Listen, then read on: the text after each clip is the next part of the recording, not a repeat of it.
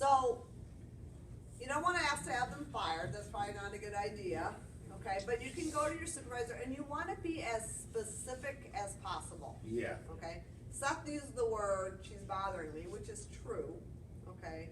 How's she bothering me? Right. It's best if you can give your boss as many specifics as possible. Like Luke could say, you know, she comes by my desk 4 or 5 times in the morning, and it's hard for me to get my work done. Okay, I've asked her not to stop by, but she continues to stop by. It's important for you to be able to say that you spoke to the person first, okay, whenever possible, because it kind of shows maturity on your part and trying to solve the problem on your own, okay? But when you approach your boss, you also want to be very objective. You don't want to say, I'm really not interested in Betty, and she keeps stopping by my desk multiple times, okay? The I'm not interested in Betty part doesn't need to be brought up. That whole, remember we talked about, keeping things separate, at work and not at work. So those kinds of things, you may very well not be interested in Betty, but you don't need to bring that to your boss. What you really want to tell your boss is, what is the problem? The problem is, Betty stops by my desk 5 times in the morning and I can't get my work done. Yeah. I spoke with her and I haven't seen a decrease in it. Could you please help me with this problem? But you need to do that at appropriate time too, because the boss can be busy. You don't go interrupt the boss.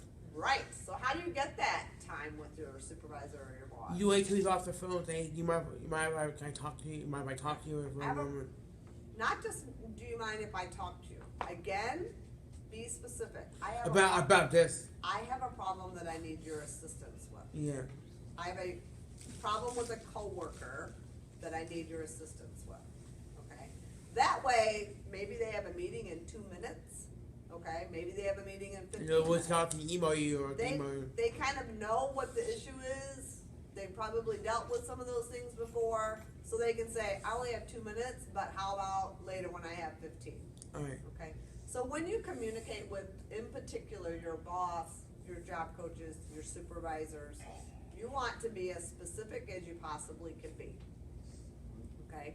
And again, using please and thank you and I need your assistance, or I was hoping that you had some ideas for me. All of those kinds of things make you sound professional, make you sound like you're being objective, and that you're not bringing your personal things into work. Does that make sense? Yeah. Okay. So being as specific as possible. So you may have to think about it for a minute beforehand. What exactly is it that I'm going to be asking my supervisor to help me with? Oh, that Betty comes to my desk 5 times in the morning.